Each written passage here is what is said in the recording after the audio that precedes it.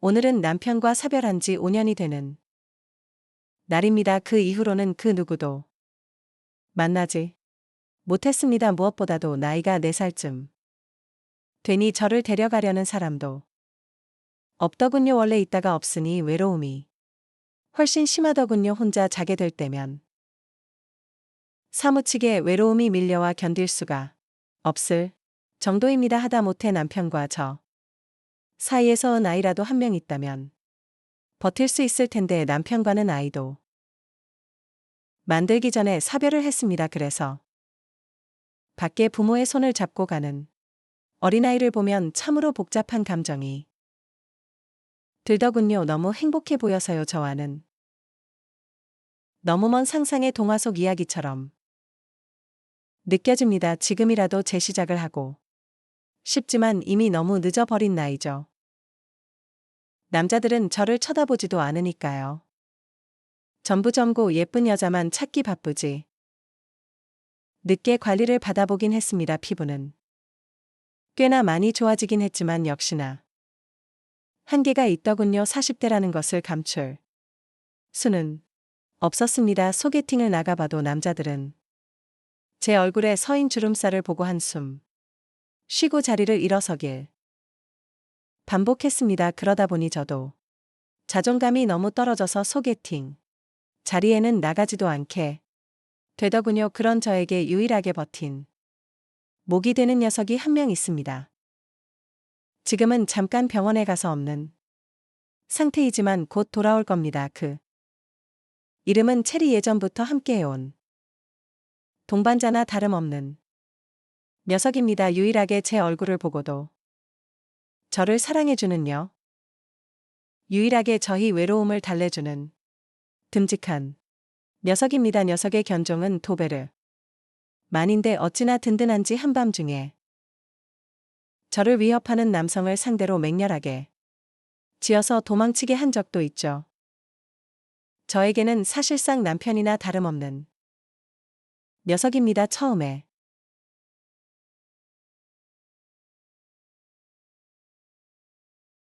러져 있었습니다. 그러니 주변에서 중성화를 하라고 말하더군요. 하지만 저는 생물로 태어나면 적어도 짝짓기는 한번 해 봐야 하지 않나 생각해서 가만히 놔두었습니다. 얼굴도 워낙 잘생겨서 여자개들이 환장할 텐데 너무 아쉬울 것 같아서요. 그리고 오늘 드디어 체리가 집에 왔습니다. 저는 녀석을 꼭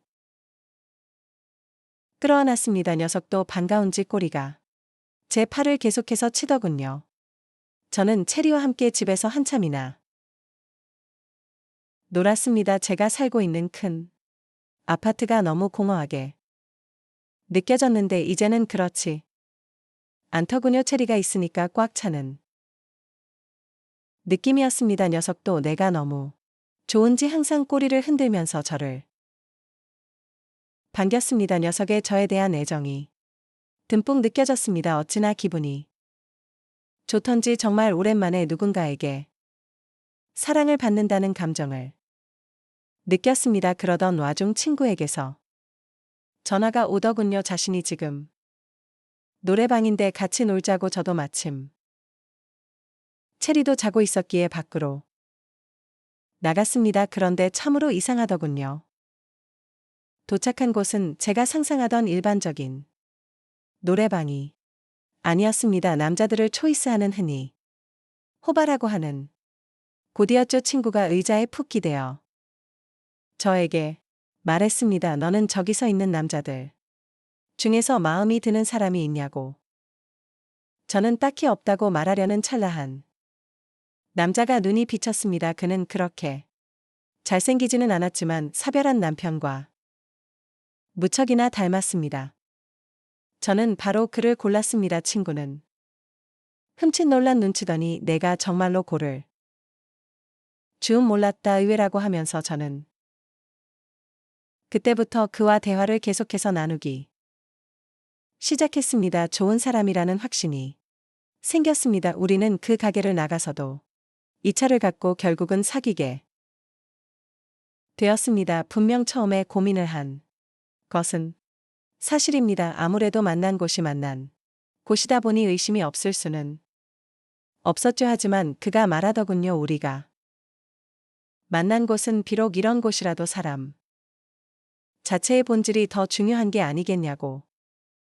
자신을 한 번만 믿어달라고 하였습니다. 그래서 저도 그를 믿고 본격적으로 만나기 시작했죠. 그는 초기에는 무척이나 저에게 잘해주었습니다. 제가 무언가를 먹고 싶다고 하면 아무리 멀리 있더라도 곧장 사다 주었고, 데이트를 할 때는 저를 무척이나 애정어린 표정으로 쳐다보아 주었습니다. 정말 저를 사랑해주고 헌신적인 것이 느껴졌습니다. 그런데 조금 의문이 드는 것도 있긴 했습니다. 제가 남자친구의 집에 가려고 하면 너무 더럽다고 항상 회피하려고 하고, 부모님을 뵙고 싶다고 하면 지금 외국에 나가 있다고 하면서 자꾸 둘러대는 것처럼 느껴졌습니다. 그래도 저를 사랑하는 것만큼은 진짜인 것 같으니 그 정도는 넘어가 줄 수 있다고 생각했습니다. 아니, 지금 생각해보니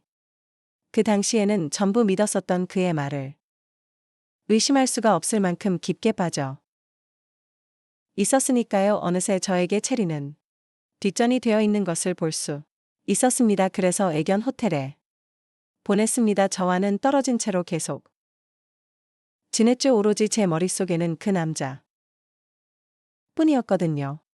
그러던 와중 그 남자가 한마디를 하더군요. 자신의 부모님이 외국에서 사업을 하시던 도중 부도가 나게 생겼다고. 억만 있으면 막을 수 있는데 그 돈이 없다고 하더군요. 그렇게 말하면서 5억만 투자해준다면 다시 그 돈을 주는 것은 물론 이자까지 톡톡히 쳐서 주겠다고 하더군요. 처음에는 거절했습니다.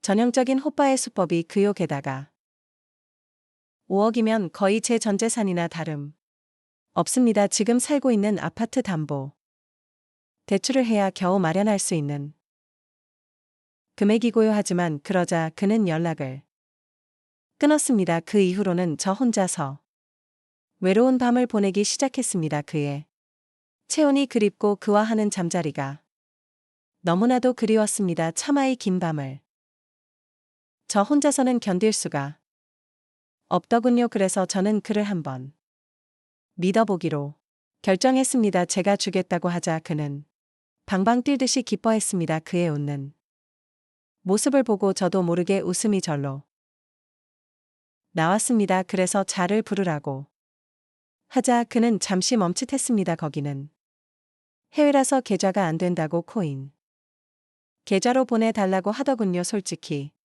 말하면 싸있음을 느꼈습니다. 그래도 저는 믿고 싶었습니다. 그가 없이 살아가는 나날들이 상상이 되지 않았거든요. 그래서 저는 제 코인 지갑에 돈을 넣고 그 계좌로 송금을 해 주었습니다. 그러자 그가 너무 고맙다며 눈물을 흘리며 저밖에 없다고 하더군요.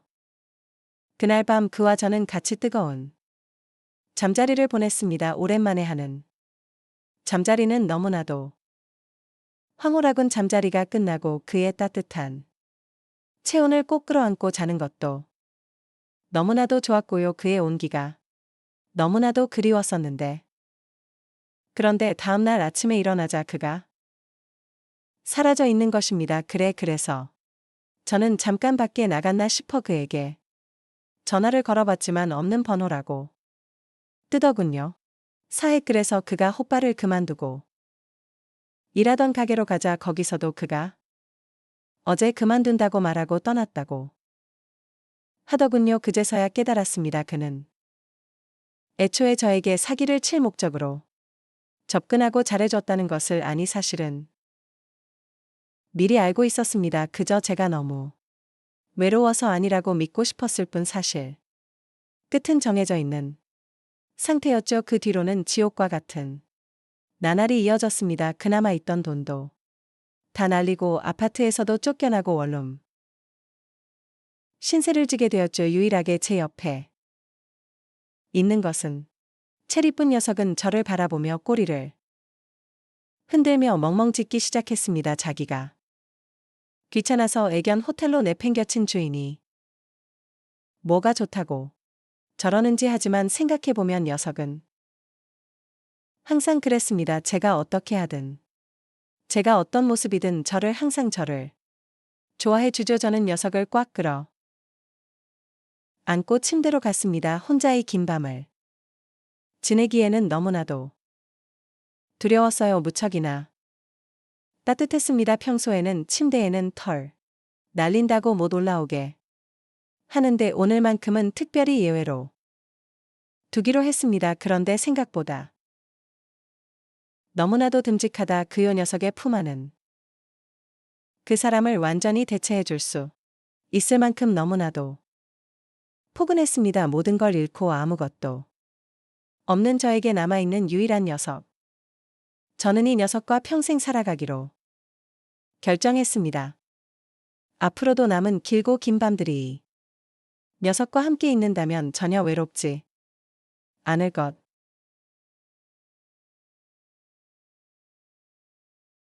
같습니다. 아내의 새어머니 그러니까 저에겐 장모님이지 제가 잘못된 선택을 한 것을 알고 있습니다. 저만 믿고 사는 아내한테는 정말 몹쓸 짓을 한 것 같은 기분이 드네요. 제가 어렸을 적 온 가족이 캐나다로 이민을 가게 되었습니다. 집안사 정 때문에 가게 된 것이니 자랑할 만한 일은 아니겠네요. 아무튼 교민이 많이 없는 곳이다 보니 지역까지 상세히 이야기하면 제가 누구인지 알 만한 분들도 있을 것 같아서 혹시 몰라 지역은 비밀로 하겠습니다. 캐나다 북쪽 어디쯤 이교 교민 수는 그렇게 많지 않으며 눈이 자주 아주 많이 오는 곳입니다. 개인적인 상황이라 딱히 말씀드릴 필요까지 있는가 싶지만 이민 후 생활은 딱히 좋을 건 없었습니다.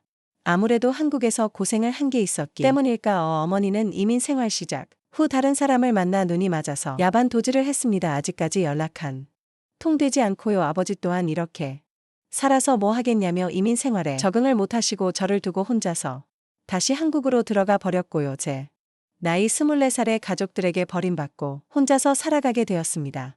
말씀드렸다시피 교민들이 많은 지역이었지만 그때는 한국 사람이 참 싫었습니다. 저를 이역만리 타국당에 오게 만든 사람들 와서도 저를 버리고 나 저를 배신한 사람들 뿐이었으니 그럴만도 했죠. 그래서 최대한 한 명의 한국 사람들이라도 피해가며 살기 위해서 자금이 생길 때마다 조금씩 교민들이 사는 지역에서 멀어지기 시작했습니다. 그러다 보니 어느 깊숙하고 한적한 시골 동네까지 다다르게 되었네요. 2년 전에 직장에서 한 여자를 알게 되었습니다. 그녀는 제가 저 스스로를 고립시키기 만든 제가 싫어해 마지 않았던 한국 사람이었습니다. 제가 싫다고 느꼈던 감정은 10년이 가까운 세월이지 하고 나니 변해 있었습니다. 아니 외로움과 그리움을 많이 느꼈던 걸까요?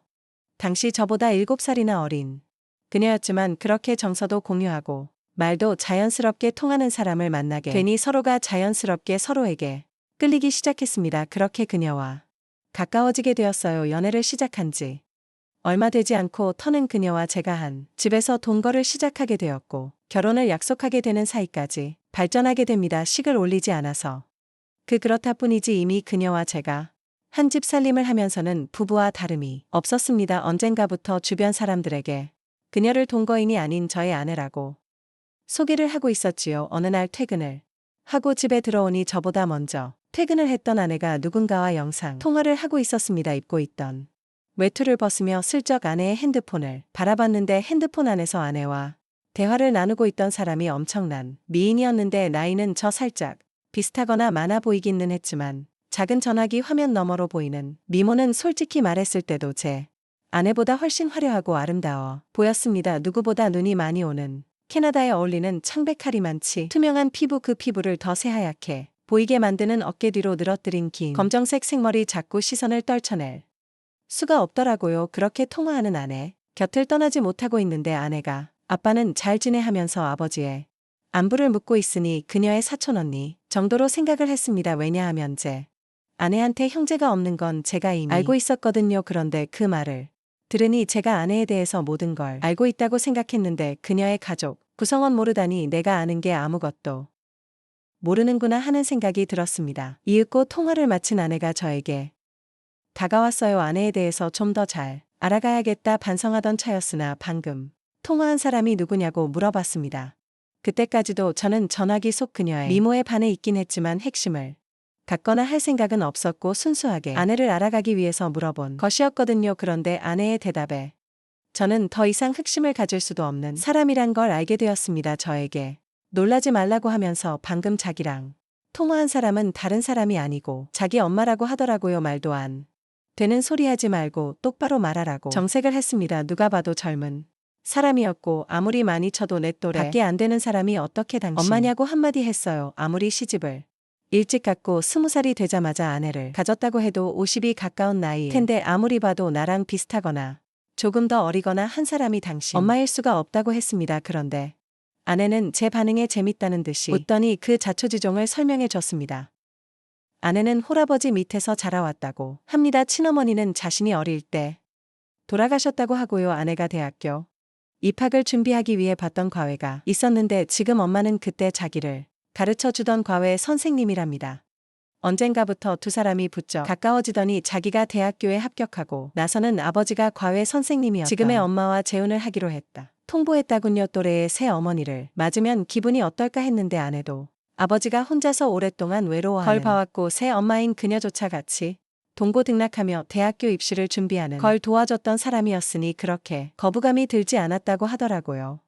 오히려 아버지의 재혼을 환영을 해줬다고 합니다. 그리고 새 어머니인 그녀도 아내를 사랑으로 감싸주었고 친구이자 언니의 엄마로 재혼 후에도 아내에게 지극정성이었다 말해 주더군요. 아내도 저희 말에 우리가 같이 한 지가 벌써 몇 년인데 이런 개인사도 말을 안 했다니 새삼 미안하다며 다시 전화기를 들어 자기의 새엄마를 저에게 소개시켜 주었습니다. 작은 핸드폰 너머로 보이는 그녀의 모습은 아까 봤던 대로 정말 아름다웠습니다. 이번에는 먼 발치가 아니라 코앞에서 보고 있는데 요즘 핸드폰 화질이 좋다 보니 코 위에 있는 점까지 또렷하게 보이더군요. 그녀가 눈웃음을 치되 저도 모르게 속에서 뭔가 불타오르는 게 느껴졌습니다. 그녀를 장모님이라고 부르려는데 입이 잘 떨어지지가 않았습니다. 인정하기 싫다기보다도 저와 비슷한 나이대에 여자에게 그런 호칭을 써도 되는가 싶은 생각이 더 컸어요. 아내는 저녁 준비를 하고 있을 테니 자기 엄마하고 통화 좀 하고 있으라고 하고는 주방으로 향했습니다. 어색해져서 전화를 끊어야 하나 말아야 하나 하고 있는데 전화기 너머 장모님도 알 수 없는 미소를 지으며 저를 바라보고만 있었습니다. 두 사람 사이에 그 어떤 말이 오가지 않았지만 저는 그녀에게 집중을 할 수밖에 없었습니다. 그녀의 악담은 입술과 지을 듯 말 듯 티도 안 나게 미소 짓고 있는 모습과 그 눈빛에 저도 모르게 그녀에게 거역을 할 수 없겠다는 생각을 했기 때문입니다. 정말 두 사람 사이에 서로 말 한마디 오가지 않았지만 어색함에 조금 불편함을 느끼던 차였습니다. 아내가 저녁 준비가 끝났다고 이제 그만 전화를 끊고 오라고 하더군요. 식사 때문에 정중하게 이만 전화를 끊겠다고 말하는데 그녀가 저를 불러오며 저희 개인 연락처를 물었습니다. 조금 의아했는데 아내가 가끔씩 전화를 안 받을 때가 있어서 걱정이 되고는 하니 비상 연락망 정도의 느낌으로 물어보는 거라 해서 설명하더라 그요. 그런데 그날 이후로 부쩍 장모님으로부터 오는 연락이 매일 같이 오기 시작하더군요. 이런 이야기를 하려고 전화를 했다고 싶을 정도로 사소한 이야기를 하실 때도 있었습니다. 저도 싫지만은 않았기 때문에 그 전화에 대해서 그 어떤 의문도 갖지 않았습니다. 겉으로 보이는 외모인지 저에게 전화를 걸어오는 장모님을 장모님이 부를 수가 없었어요. 차라리 누나라고 불렀으면 불렀지 도무지 입이 떨어지질 않더라고요. 그녀도 저를 사위라고 부르는 일은 없었습니다. 하루는 아내가 같이 있는데도 계속 저에게 전화를 걸더군요. 연락을 받으니 또 전화를 끊을 생각을 하지를 않아서 부담스러워하고 있는 상황이었습니다. 그래서 어떤 날에는 아예 밖으로 나가 전화를 받기도 했습니다. 왜냐하면 그때쯤부터 장모님도 아내의 안부를 위해 거는 전화가 아니라 지극히 개인적인 용무로 전화를 걸어 저랑 대화를 나누는 사이가 되어 있었기 때문입니다. 남들 들려주기에는 조금 민망한 대화를 나누고 있었기에 아내가 잠깐 뭔가 준비하는 틈을 타서 밖에 나가서 다시 전화를 받았습니다. 한참 장모님이 전화기 너머로 하는 말에 정신이 빠져 한참 열이 올라 있는 상황이었는데 아내가 뒤에서 저를 툭 치더라고요. 깜짝 놀라서 정말 그 자리에서 쓰러질 뻔했습니다. 아내가 누구랑 통화를 하길래 밖에서 전화까지 하고 있냐는 말에 당황을 했어요. 재혼한 점고 예쁜 너네 엄마라고 말을 솔직하게 해줘야 하나 그런 하고 있는데 장모님이 자기가 해결하겠다고 아내를 바꾸랍니다. 저는 이제 다 들켜버린 거구나 하고 망했다는 생각을 하고 조마조마해하고 있었습니다. 전화를 넘겨받은 아내도 처음에는 조금 심각한 표정이었는데 전화를 받고 얼마 지나지 않아서 얼굴이 활짝 피더라고요. 저는 오히려 더 의심을 사지 않을까 했는데 장모님이 무슨 말을 해서 아내의 기분을 저렇게 좋게 만든 건가 싶었습니다. 저는 두 사람이 무슨 이야기를 하는지 알 방도가 없으니 답답하기만 했어요. 통화가 끝난 건지. 아내가 저한테 전화기를 건네줬고 저한테 어떻게 자기한테 말도 없이 그럴 수 있냐고 묻더라고요. 장모님이. 무슨 이야기를 했는지 모르는 상황에 아내 입에서 나온 말에 저도 억장이 무너지는 것 같았습니다. 이제 다 끝났구나 싶었는데 아내가 저를 와 안아줬어요. 어떻게 돌아가는 상황인지 모르니 당황스러웠는데 아내가 기뻐하면서 하는 말이 장모님이 대충 전화로 저와 아내의 결혼식에 대해서 물어봤다는 말을 했다고 하더라고요. 그리고 일단 캐나다에서 작게 결혼식을 올리는 게 어떻겠냐며 장인어른과 장모님이 캐나다에 방문을 하겠다고요. 아내는 뛸듯이 기뻐하며 저보고 속이 깊은 사람이라고 했습니다. 제가 아내가 친엄마처럼 여기던 사람과 전화로 뭘 했는지도 모르고 그렇게 기뻐하는 모습을 보니 미안하기까지 했어요. 아내는 캐나다에 살면서 젊은 시절에 웨딩드레스 입는 거는 포기하고 있었는데 정말 고맙다며 엄청 감동한 눈치였습니다. 왜냐하면 제가 군입대 때문에 다시 한국으로 들어가기 조금 어려운 상황이라 한국에 들어갈 방법이 따로 없었어 가지고요. 아무튼 그렇게 갑작스럽게 결혼식을 준비하게 되었고 몇 달 지나지 않아서 장모님과 장인어른이 비행기를 타고 이 지역으로 도착하게 되었습니다. 아내는 오랜만에 가족들을 만난다는 생각에 기분이 한층 업돼 보였어요. 저는 하지만 속으로 오만 가지 생각이 들었습니다. 장모님이 또 어떤 돌발 행동을 해올지 몰랐으니까요. 공항에서 실물로 처음 만난 장모님은 손바닥만한 전화기 화면 속에서 보던 것보다 훨씬 아름다웠습니다. 키도 크고 화장이 진하긴 하지만 그만큼 더 새하얀 피부가 강조되었고 제가 좋아했던 검은 생머리는 파마를 해서 두꺼운 웨이브를 지게 만들었더라고요. 하지만 도무지 10시간이 넘는 장거리 비행을 하고 도착한 사람이라고는 생각이 들지 않을 정도로 장모님은 아름다웠습니다. 아내가 아무리 장모님을 언니이자 엄마로 생각한다고 한들 친아버지인 장인어른만큼은 아니었나 봐요. 공항에서부터 계속 아내는 아버지 옆에 달라붙어 떨어질 생각을 하지 않았습니다. 덕분에 어디를 가더라도 어디를 걷더라도 제 옆에는 항상 장모님이 같이 있었고 그만큼 저는 장모님과 또 시간을 보내게 되었어요. 두 사람이 못 듣는다는 걸 확신하는 자리에서는 장모님이 저를 실제로 보니 어떻게 해주고 어떻게 해버리고 싶다 뭐 이런 식으로 짓궂은 농담을 하는데 정말 저도 부끄러워서 고개가 들어지고 않더라고요. 두 사람은 두 달이라는 꽤나 긴 장기 일정으로 놀러오게 되었습니다. 그동안의 결혼식 준비며 본식도 올리고 있는 만큼 여기 구경도 하다가 가려던 계획이었던 것 같아요. 처음 미주는 시차 적응 때문에 아무것도 못하더라고요. 새벽 출근이 있어서 일찍 일어나라 치면 1층 거실에서 창밖을 바라보고 있는 장모님을 매번 마주치게 되었습니다. 물론 집안에 모두가 있었기 때문에 저도 그만큼 조심조심해야 했어요. 장모님도 그걸 아는지 살짝 다가와 제 손을 잡는 것 말고는 아무것도 하지 않았습니다. 그리고 두 사람이 시차 적응이 완전히 끝난 첫 주말이었습니다. 밖에 대설주의보가 내려와 있는데도 아내는 족들과 나들이를 가고 싶다고 하더라고요. 장모님은 몸 상태가 조금 안 좋다고 해서 집에 쉬게 되었고 저는 아내와 장인어른을 따라 밖에 나오게 되었습니다. 차로 한 20분쯤 이동했을 때 장모님한테 아내에게 전화가 왔어요. 눈도 많이 온다고 하고 혼자 있는 게 조금 무서워서 그런데 그냥 오늘 나가지 않으면 안 되냐고요. 아내가 아쉬워하는 분위기였지만 하는 수 없이 차를 돌려서 돌아오기로 정하려고 하던 찰나였습니다. 아내가 집에다가 저를 내려줄 테니 저라도 집에 있어 달라고 하더라고요. 아버지랑 꼭 나가고 싶다고 하면서요. 그때 저는 속으로 그날 무슨 일이 나도 나겠다는 예감을 하게 되었지만 딱히 그러지 않겠다는 말도 하지 않았습니다. 집에 오는 길에도 눈발이 꽤나 날리기에 집에 도착하면 아내가 그냥 나가지 말자고 할 수도 있겠다는 생각을 했는데 그렇지 않았어요. 정말 저를 내려주고 두 사람은 다시 출발하더라도 솔직히 마음속에는 제가 집에 들어가면 큰일이 나겠다는 생각이 들어서 갈까 말까 많이 망설였습니다. 그런데 눈이 너무 내려서 결국 집으로 들어갈 수밖에 없었어요. 집 안에 들어가니 장모님은 거실 소파에 누워서 잠에 들어 있었습니다. 잠자는 모습이 참 아름답더라고요. 그래도 이렇게 주무시고 계시니 다행이다라는 생각이 들었습니다. 이불을 꺼내와 자고 있는 그녀의 위로 덮어주었고 소파에서 잠든 그녀를 뒤로 하고 저도 방에 들어가서 잠을 청했습니다. 한두 시간쯤 잠을 청한 것 같은데 아내한테 전화가 왔어요. 결국 제 예상대로 눈 때문에 갇혀서 이틀 정도는 오도 가도 못하게 되었다는 소식을 전하더라. 저는 그 말을 들었을 때 이미 모든 걸 포기해버렸습니다. 이틀이라는 긴 시간은 제가 제 의지로 저를 다스릴 수 있는 시간이 아니라고 생각을 했어요. 그 길로 저는 거실로 나가 자고 있는 장모님을 깨웠습니다.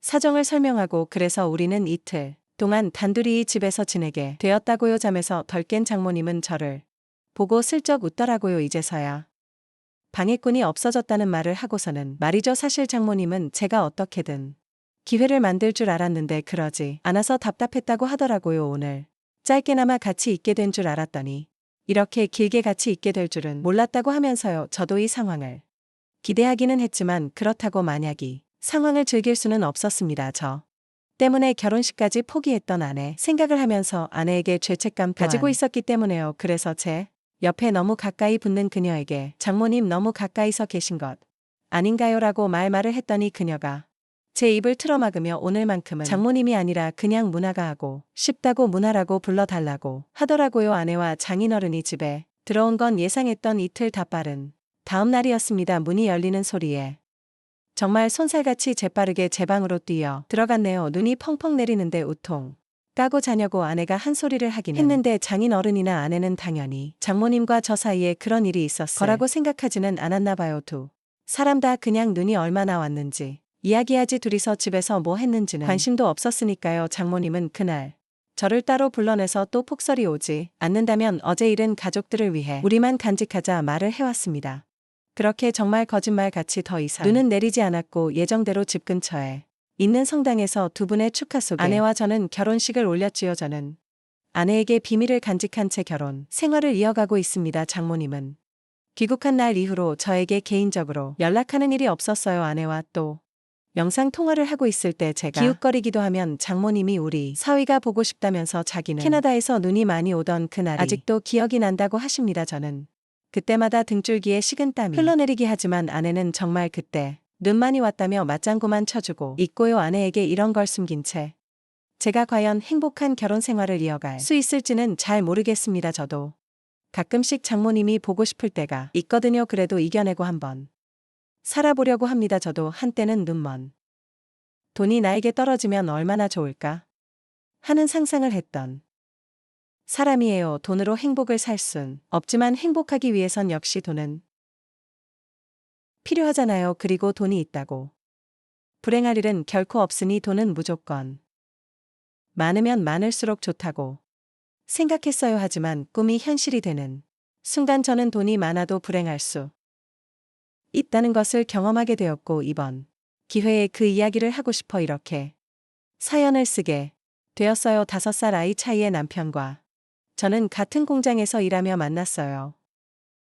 자주 보고 처음 봤을 때부터 서로에게 호감을 갖고 있던더라 저희는 금방 가까워졌어요. 1년의 연애 끝에 결혼을 하게 되었죠. 남편과 저는 둘 다 형편이 그리 좋지 않았어요. 저는 한때는 친할아버지의 재산으로 그럭 살았지만 곧 가사를 탕진한 홀 아버지와 함께 살았고 남편은 시골에 10년 된 옛날 빌라에서 아버지의 빚을 갚으며 살아가는 홀 어머니와 8살 아래 여동생이 있었죠. 양과 사정이 다 이렇다 보니 저희는 조초 악에 겨우 결혼식만 올렸고 보증금 100만 원의 반지하 월세방에 신혼 살림을 차렸어요. 말이주아 신혼살이지 저희 살림은 단락이 그지 없는 것들이었어요.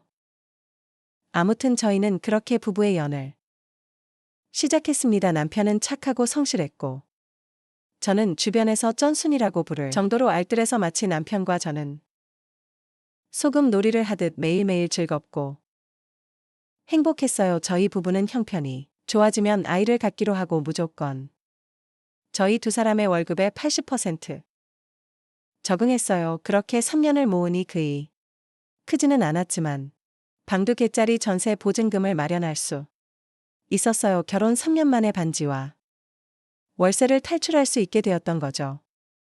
반지하 월세방에서 이사가던 날 저와 남편은 얼마나 기뻤는지 그날 처음으로 손을 바들바들 떨며 소고기를 사 먹었던 기억이 지금도 생생하게 떠오를 정도네요. 저는 그때 생각했어요. 저희 부부는 젊고 이렇게 알뜰살뜰 모으면 는 저희가 꿈에 바라는 내 집장만을 할 수 있을 거라고요. 그런 꿈이 있었기에 저희 부부는 야근을 해도 피곤하지 않았고 김치와 김 어쩌다 상해에 올라오는 햄이나 계란말이에도 진수성찬이다 여기며 기뻐했어요. 그렇게 결혼 7년이 흘렀고 남편은 이제 제법 돈도 모았으니 아이를 갖자고 했어요. 하지만 저는 솔직히 남편과 다르게 임신을 줘 싶어요. 아직 집을 장만하지 못했기 때문이었죠. 제가 임신을 하면 지금 벌어오는 수입보다 돈이 당연히 적어질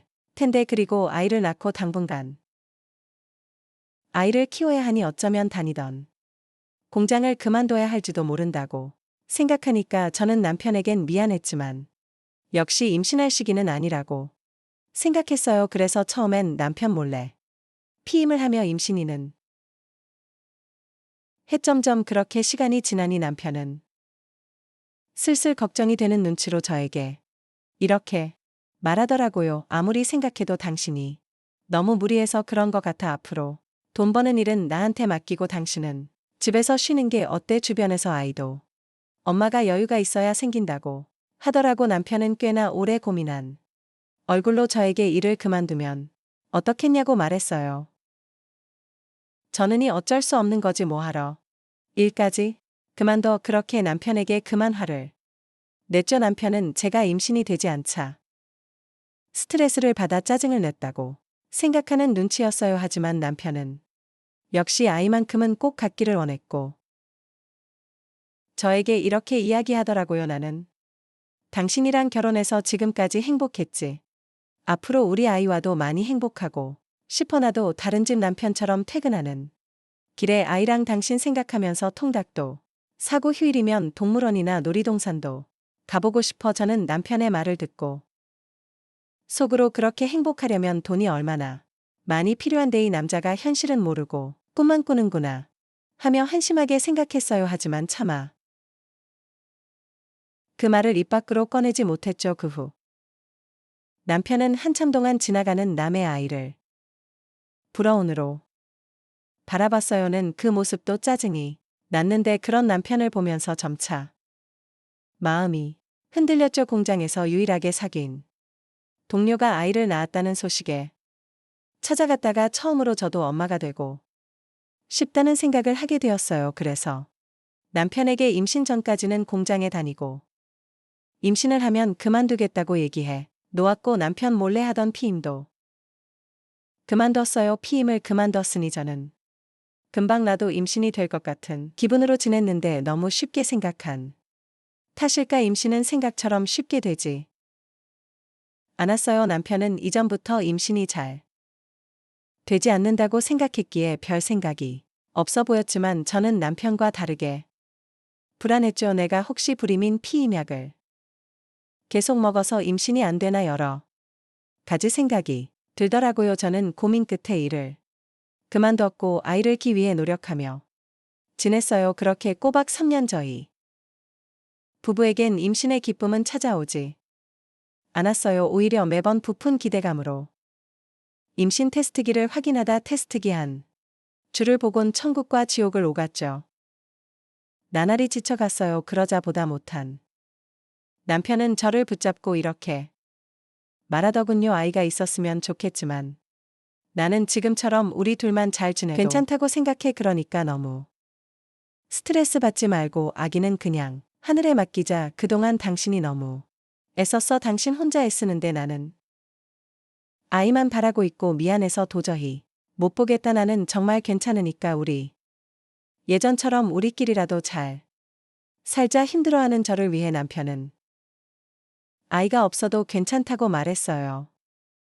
그러면서도 고맙게도 아이 소식을 은근히 기다리고 있던 씨에게 자기가 문제가 있어 아이가 생기지 않는다고 이야기도 해주었어요. 그렇게 시간이 흘렀어요. 신혼도 아니고 아이도 없고 수익도 반으로 줄어 어디에서도 행복을 찾기는 어려웠던 어느 날 정말 생각지도 않았던 일이 저에게 일어났지. 뭐해요? 4년 전 돌아가신 친정 아버지가 유일하게 남겨주신 땅이 있었는데 그 땅이 글쎄 재개발이 결정서 대단지 아파트가 들어설 거라는 소식이 어요. 그냥 팔기는 돈이 안 되고 이렇게 저렇게 생각해도 답이 없어 놀리기만 했던 그런 땅이었는데 친정 아버지가 남겨주신 꽤 많은 평수의 땅은 저에게 무려 100억이라는 어마어마한 돈으로 돌아왔습니다. 돈이 통장으로 들어오기 전까지는 이 사실이 믿기지 않아 남편에게도 알리지 않았는데 정말로 통장에 돈이 들어오던 날 저는 처음 보는 큰 수의 통장에 찍힌 금액을 반복적으로 세보았어요. 눈으로 확인까지 했는데 너무 큰 횡재라는 이게 꿈인가 생시인가. 어지럽기까지 하더라고요. 그래도 그 순간 가장 먼저 생각났던 사람은 역시 남편이었고 그동안 알뜰살뜰 절약만 하고 살았던 친한 날이 떠올라 저는 얼른 이 100억이 든 통장을 남편에게 보여주고 싶었어요. 그날 저녁 전 기쁜 마음으로 남편의 퇴근을 기다렸고 제 이야기와 통장에 찍힌 돈을 본 남편은 도저히 믿어지지 않는다며 제가 그랬듯 통장에 찍힌 금액을 세고 또 세며 우리 부부는 설레는 마음으로 그날 밤 한숨도 자지 못했어요. 저와 남편은 밤새 이 돈으로 무엇을 하면 세상에서 가장 행복할 수 있을까 하는 행복한 고민을 했어요. 그리고 저는 꿈에 애 그리던 집장만을 그리고 남편은 크고 고급스러운 고깃집을 차리기로 했어요. 주변에서는 저희 부부에게 돈벼락을 맞았다며 부러워했고 동시에 서로 앞다 자신들의 힘든 사정을 이야기하곤 돈을 빌려 달라고 했어요. 당연히 아주 친한 지인이라면 도와주지 않을 이유가 없었는데 친하지도 않았던 사람들이 어떻게 알고 자꾸만 돈을 빌려달라고 해 한동안 애를 얻. 저희 부부는 그런 사람들에게 단호하게 그럴 수 없다고 거절했죠. 그러자 저희 부부를 부러워하던 사람들이 저희 부부를 원망하며 말도 안 되는 이상한 나쁜 소문을 기적으로 만들어 퍼뜨리기 시작하더군요. 지금 생각해보니 그때부터가 시작이었던 것 같아요. 하루 아침에 큰 돈이 생기니 그동안 잘 지냈던 주변 사람들은 자꾸만 멀어져 갔고 저희 부부 자체보다 저희가 가진 돈에 관심 있는 사람들이 꼬이기 시작했죠. 소문은 정말 무섭게 퍼져 나갔고 어쩐지 주변에선 저희의 돈을 저희가 고생해서 번 돈이 아닌 운이 좋아 거 얻어진 돈이라며 저희 부부에게는 뭐든 바가지를 씌워도 괜찮다는 식의 이야기까지 나돌았고 저희 부부는 어쩔 수 없이 그동안 알고 지낸 사람들과 모두 연을 끊어야 했어요. 그리고 전혀 연고가 없는지 지역으로 집을 장만해 이사를 가게 되었어요. 그 근방에 남편이 바라던 고깃집을 찾았고요. 남편은 매일 유명한 고깃집을 찾아다니며 비법을 배우러 다녔고 남편이 노력한 결과 저희 가게는 빠른 속도로 맛집이라는 소문이 나기 시작했어요. 저는 그때 돈을 번다는 말이 이럴 때 쓰는 말이구나 하며 땅을 남겨준 친정아버지가 얼마나 고마웠는지 몰라요.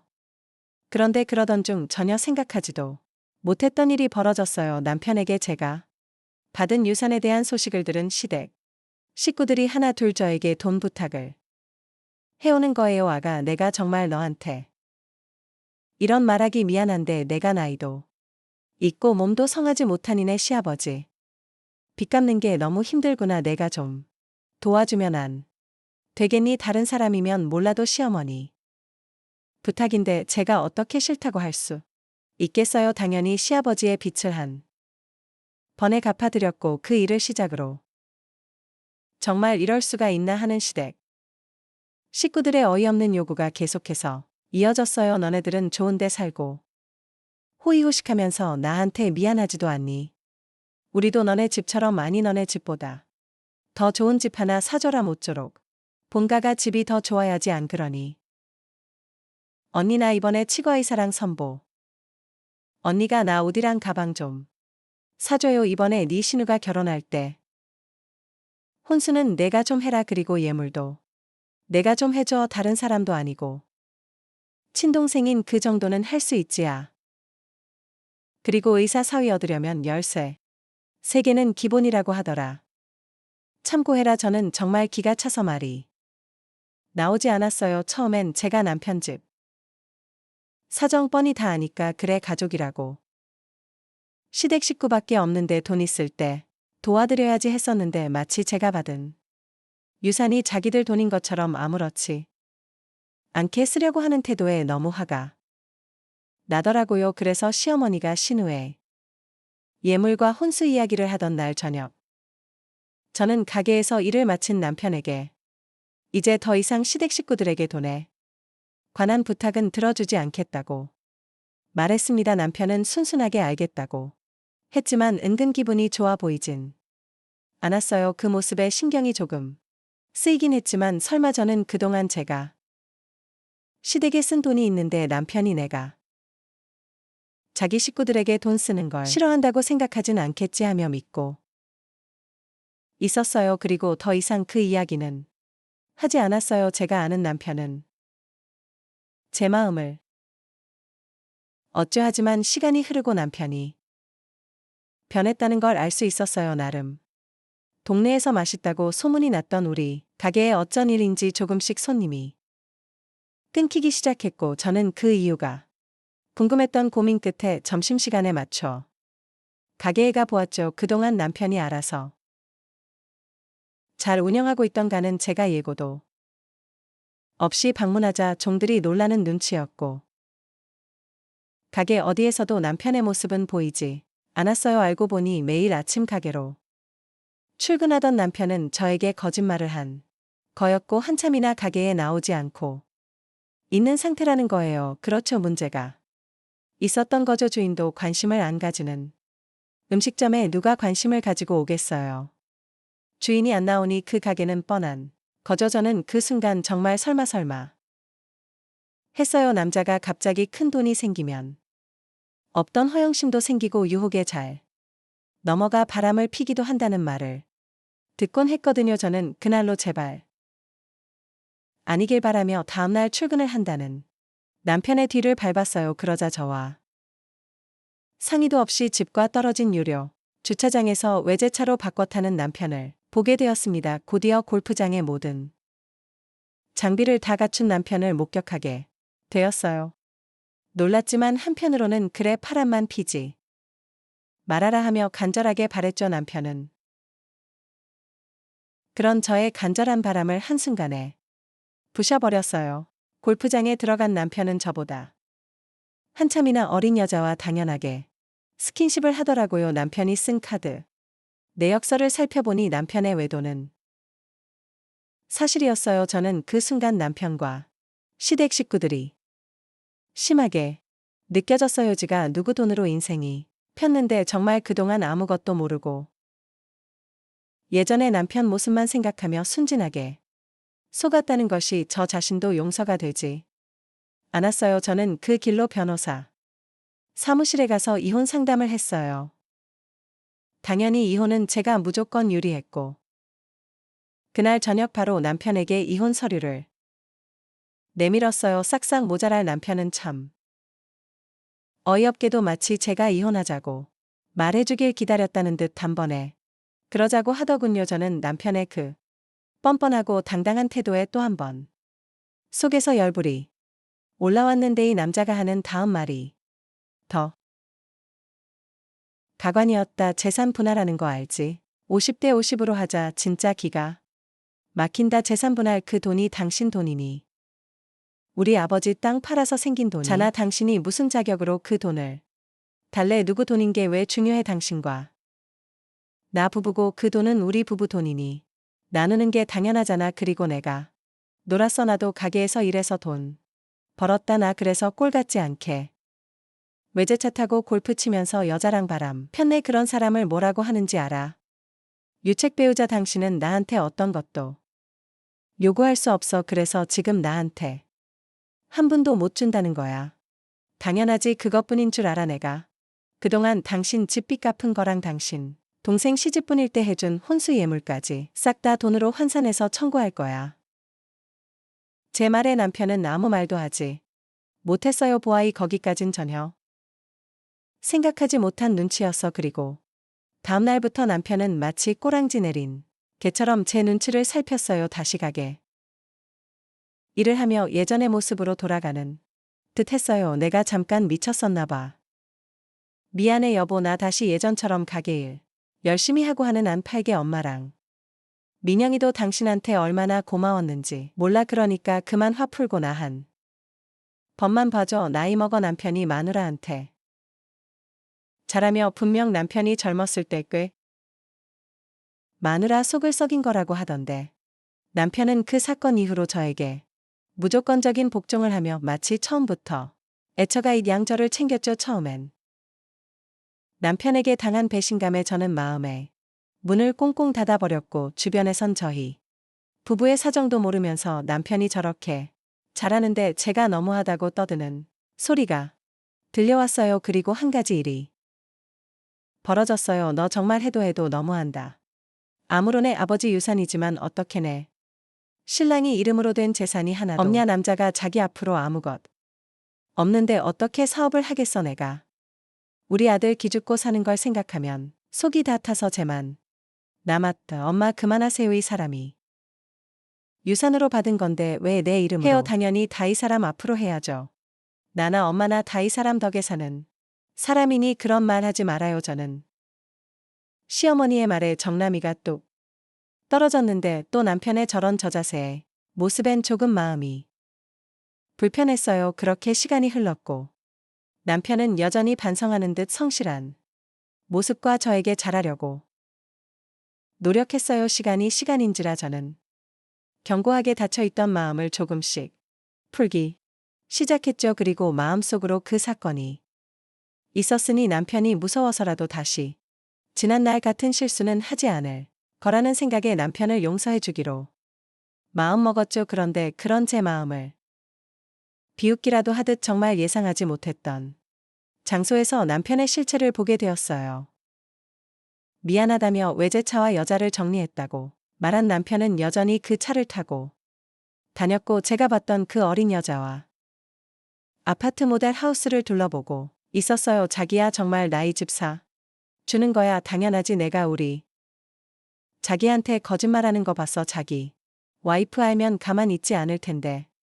괜찮아. 걱정하지 마. 오빠가 다 생각이 있어. 우리 자기는 그냥 오빠만 믿고 행복하기만 해. 우리 얼른이 집에서 예쁜 아기 낳고 행복하게 살자. 저는 두 놈들의 대화에 손이 바들바들 떨렸어요. 사실 시어머니 성화도 있고 무엇보다 남편을 다시 믿어보기로 했기에 가게 명의를 남편 앞으로 바꿔 줬거든요. 그뿐만이 아니었어요. 남편에게 가게 운영하면서 돈 걱정하지 말라고 유산의 일부도 남편 통장에 넣어줬어요. 제가 충격에 간신히 버티고 있을 그쯤 저는 더 이상 그곳에 다리를 붙이고서 있을 수 없었습니다. 야야 집은 다 둘러 봐서 두 놈에게 시어머니는 반갑게 다가갔고 시어머니는 남편의 상관을 마치 며느리처럼 대하며 연상녀의 손을 꼭 붙잡고 있었어요. 내가 손이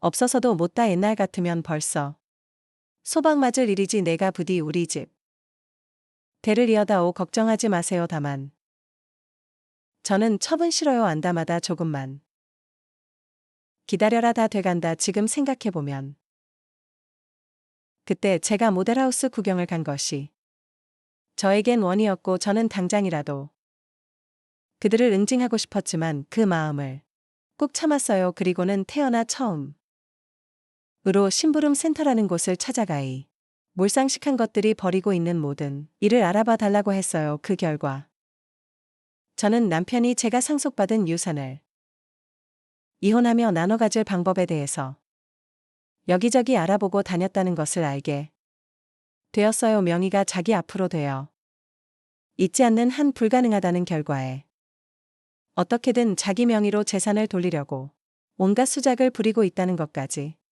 모두 알게 되었죠. 그중 정말 소름은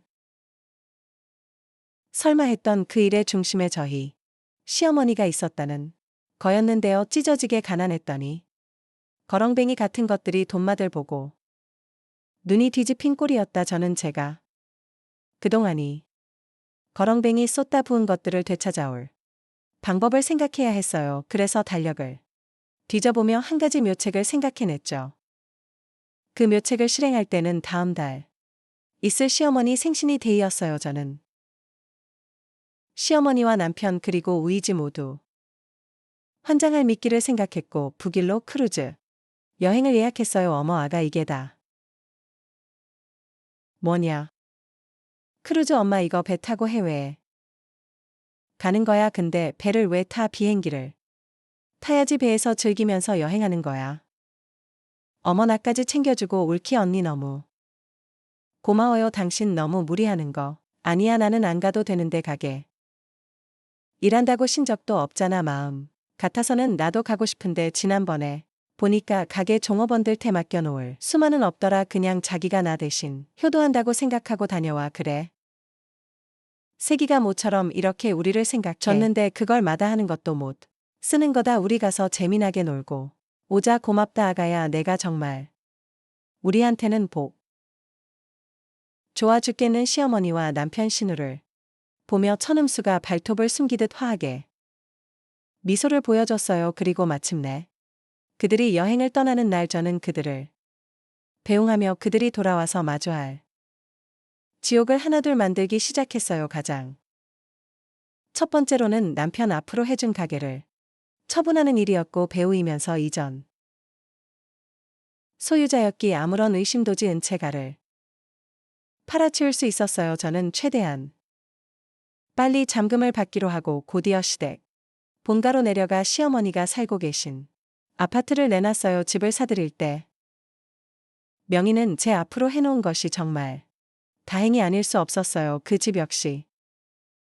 잠금을 최대한 빨리 받기로 하면서 저는 그들이 떠난 보름 만에 제가 그동안 놨던 돈을 수하 성공했습니다. 장애를 먹었던 건 신우의 예물과 혼수 있는데 저는 모든 준비를 마치고 매제를 찾아가 이렇게 말했어요. 알고 계실지 모르겠는데 제가 신우이 결혼할 때 해준 게 좀 많아요. 집차 병원 그게 다 저희 아버지가 남겨주신 유산으로 산 것들인데 제가 이혼을 하면 법적으로 신우희가로 줘야 한다고 하더라고요. 어떻게 매제가 저한테 다시 돌려 줄래요? 아니면 그거 다 갖고 저희 신우랑 이혼할 신의 내외 부부에는 예상했던 것처럼 참 얇았어요. 매는 저의 말에 받은 것들을 돌려줄 수 없다며 신우와 이혼을 하겠다고 했고, 신우가 오기 전에 이혼 소송을 하겠다고 했어요. 저는 남편이 귀국하기 하루 전 마지막 통화를 했고 핸드폰도 없이 캐나다로 넘어갔어요. 아무것도 모르고 귀한 남편과 시어머니 그리고는 한간거지 이혼녀가 되었고, 가진 것도 갈 것도 없는 차지에 놓인 그들은 제 돈에 눈이 멀어 왕래도 거의 하지 않았던 친척집을 전전하며 저를 찾느라 혈안이 되어 있었어요. 신화 이완한 매제는 저의 좋은 정보통이. 저는 캐나다에서 그들이 허우적거리는 지옥 소식을 들으며 이제까지 누리지 못했던 여유를 봤어요. 그리고 그동안 당한 호구신을 치유받았죠. 저는 관광비자가 끝나는 날 한국으로 돌아왔고 남편과 이혼 소송을 시작했습니다. 그리고 오랜만에 법정에서 남편을 보게 되었어요. 너 내가 죽여버릴 거야. 내 돈 내놔. 첫 사기꾼 같은 년 내가 우리를 속여놓고 얼마나 잘 사는지 내가 두고 볼 거야. 남편은 거의 미쳐서 저를 보며 법원에서 죽일 듯 소리를 질렀고, 방청석에 있던 시어머니 씨 마치 사기꾼을 본 듯이 눈이 뒤집혀 있었어요. 판사님은이 모든 광경을 보고 저에게 이혼 소송 승소하는 선물을 주셨어요. 한때는 아무것도 없어도 행복했던 부부였는데 저는 이혼을 하고 홀과 분한 동시에 마음이 생각처럼 좋진 않았어요. 그리고 재판 결과를 받아들이지 못하는 남편을 보고 어쩌면 남편은 그 독과 같은 돈의 맛에 다신 예전에 착하고 성실한 모습으로는 돌아갈 수 없을지도 모른다는 생각을 하면서 아이러니컬하게도 반지와 월세방을 탈출하면서 먹었던 소고기 생각이 났어요. 만약 드라마 같은 돈벼락이 저에게 떨어지지 않았다면 저는 지금 어떻게 살고 있을까요? 돈이 있으면 당연히 행복할 거라고 생각했는데 뜻밖의 떨어진 벼락은 전혀 예상하지 못한 행복과는 거리 먼 결과를 가지고 왔어요. 다 제가 부족한 탓이 없겠죠. 저는 아버지가 남겨주신 돈으로 자선 사업을 준비하고 있어요. 제가 가진 돈이 더 이상 독이 되지 않길 바라며 부디 여러 곳에서 좋은 영향을 끼쳤으면 좋겠어요. 세상엔 돈보다 중요한 것들이 많은 것 같아요. 그리고 지금은 그런 것들을 많이 발견한 사람이 어쩌면 정말 행복한 사람이 아닐까 생각하고 있습니다. 부디 지금 저의 이야기를 들어주신 분들은 돈보다 소중한 행복을 많이 발견하시길 진심으로 바라며 배고픈데 나랑 우리 집에 가자. 그럴까? 대학에서 동아리에서 만난 친구 도준이가 말했다. 근데 도진아 말도 없이 불수집에 찾아가도 되는 거니? 그럼 되고 말고지. 너희 엄마 일하시느라 바쁘신데 괜히 귀찮게 할까봐 별걸 다 신경 쓰네. 도준이는 아버지가 어릴 때 돌아가시고 어머니와 단둘이 사는데 어머니는 식당을 하고 계신다고 들었다. 그래서 당연히 아버지가 안 계시니 집안 형편도 좋지 않고 식당을 하신다길래 동네 자그만한 밥집 같은 걸 한다고만 생각했었어요. 근데 친구 집은 4층짜리 상가주택 건물로 1층에 어머니가 레스토랑을 운영하고 계시고 2층 3층은 임대 놓고 건물 4층에서 살고 있더라고요. 타고 다니는 차도 외제차였는데 솔직히 너무 잘 살아서 깜짝 놀랬거든요. 지성아, 우선 엄마 기로 가서 밥부터 먹자. 우리 엄마 한 번도 안 봤지. 그래, 너희 집에도 처음 왔는데 엄마를 언제 봤겠냐. 여기까지 왔는데 인사드리러 가야지. 가게 안으로 따라 들어갔더니 도준이 어머니가 환하게 웃으며 우울 반겼다. 어머, 친구 데리고 왔나봐. 어머니 안녕하세요. 도준이 친구 지성이라고 합니다. 그래, 반갑다. 지성아, 요즘 매일같이 붙어 지낸다는 친구가 있다더니 바로 너구나. 고프지. 엄마가 맛있는 거 만들어줄 테니 먹고 편하게 놀다 가네. 감사합니다. 지성인 인물도화하고 키도 큰 게 여자들한테도 인기 많게 생겼네. 저 인기 별로 없어요. 오늘 어머니 처음 뵀는데 정말 미인이세요. 뭐 내가 미인이라고 호그렇게 말해주니 기분이 좋으네. 나이가 든 여자라도 이쁘다고 축해 세우는데 마다할 여자가 세상에 어디 있겠는가. 그날 이후 친구네 집에 자주 놀러가곤 했는데 나르를 볼 때면 아줌마는 항상 기분 좋아하셨고 밥도 얻어먹고 원룸에서 자취하는 날을 이것저것 챙겨주고 그 집에서 자고 오기도 했는데 매번 살갑게 대해줬다. 그녀는 일주일에 한 번씩 차를 운전해서 인천 쪽의 수산물 시장에 들린다. 직접 운영하는 식당에 필요한 식재료를 거기서 구입하는데 아들 친구인 내가 가끔 짐을 들어 준다거나 운전을 해주는 경우가 종종 있었다. 짐꾼 역할을 한 지 벌써 반년이 넘었지만 여지껏 귀찮다고 생각한 적은 단 한 차례도 없었다. 그 이유는 언제부터인지 그녀가 내 마음속에 이성으로 자리를 잡기 시작했기 때문이다. 나의 차는 20살이 넘게 차이가 났지만 그녀를 볼 때마다 설레었다. 하지만 그날은 무척 화가 나 있었다. 가게 앞에서 만나기로 한 약속 시간이 오전 시였는데 그날따라 그녀가 약속 시간에 30분이나 늦게 도착했기 때문이다. 알고 보니 전날 남자친구와 새벽까지 데이트하고 노느라 약속을 깜빡 잊고 있었다기 순간 화도 나고 가 났기 때문이다. 내가 한참 동안 아무런 말도 없이 운전만 계속하자 그녀가 내 기분을 풀어주기 위해 노력한다. 왜? 내가 너무 늦어서 화난 거야. 미안해. 아줌마가 다른 남자랑 같이 있었다고 생각하니 질투가 나더라고요. 내가 아줌마의 물음에 제대로 대답지 않고 동문서답으로 퉁명스럽게 말을 내뱉자 그녀는 내 말이 전혀 의외라는 듯 눈을 동그랗게 떴다. 아잉, 지성도 진짜로 질투하는 거야. 호호. 아줌마도 아직 한참 나인데 혼자 지내긴 서글퍼. 내가 이해 좀 해주라. 그녀는 기분이 좋은 집 콧소리를 내가며 내 기분을 맞춰주려 더욱 노력했다. 난 솔직히 그때 그녀도 날 이성으로 생각하는 줄 알았다. 하지만 그건 나만의 착각일 뿐이었다. 내 기분이 조금 풀렸다고 생각하는지 아줌마는 이내 시트에 머리를 기대더니 졸기 시작했다. 에이, 그러면 그렇지. 어제 데이트하느라 잠을 제대로 못 잤다며 정신없이 자고 있는 것이다. 나는 그 모습에 몹시 오달해하면서도 아줌마 쪽을 계속해서 희금 쳐다보게 되었는데 곤히 잠들어 있는 그녀의 모습이었다. 저 아주머니 시장에 도착했는데 더 주무실 그래요? 응, 나 조금만 더 잘게. 왠지 모르게 아줌마 목소리가 살짝 떨리는 게 느껴졌다. 난 더 편하게 주무시게 하기 위해 의자 옆에 손잡이를 당기며 의자를 뒤로 젖혔다. 순간 아줌마가 눈을 뜨더니 거짓말처럼 나랑 눈이 마주친 것이다. 지성이, 너 뭐 하는 거야 지금? 아줌마, 그게 아니라. 죄송해요. 그녀가 오해를 한 모양이다. 나는 아무 짓도 안 했지만 속마음을 들킨 것 같아 나도 모르게 고개 숙이고 있었더니 그녀가 내 팔을 잡아챘다. 누구나 이성에 대한 호기심은 다 있거든. 아줌마가 친구처럼 어렵게 말을 시작하긴 했지만 내 귀에는 아무것도 들리지 않는다. 지성아 어쩌면. 존니 에휴. 아줌마는 길게 한숨을 내쉬더니 다시 조용히 입을 연다. 근데 너 진짜 아줌마가 마음에 드니네. 아줌마가 좋아요. 근데 너 아줌마랑 이러고도 예전처럼 지낼 수 있겠어? 그때 난 갑자기 무슨 연기가 났는지 그녀 얼굴을 똑바로 쳐다보며 아줌마가 하자는 대로 할게요. 뭐든지요. 지성아 그럼 오늘 딱 한 번뿐이다네. 아줌마 그리고 2년 뒤 난 제대하고 복학을 했는데 도준이는 1년간 더 휴학을 하고 후주로 학연수를 떠나기로 했고 오랜만에 친구의 집에 가게 된 것이다. 그녀는 군대가 있는 동안 왜 연락 한 번 없었냐며 서운했다고 하셨다. 우리 사이가 고작이 정도밖에 안 됐냐며 이렇게 자기한테 무심할 수가 있냐며 아줌마 죄송해요.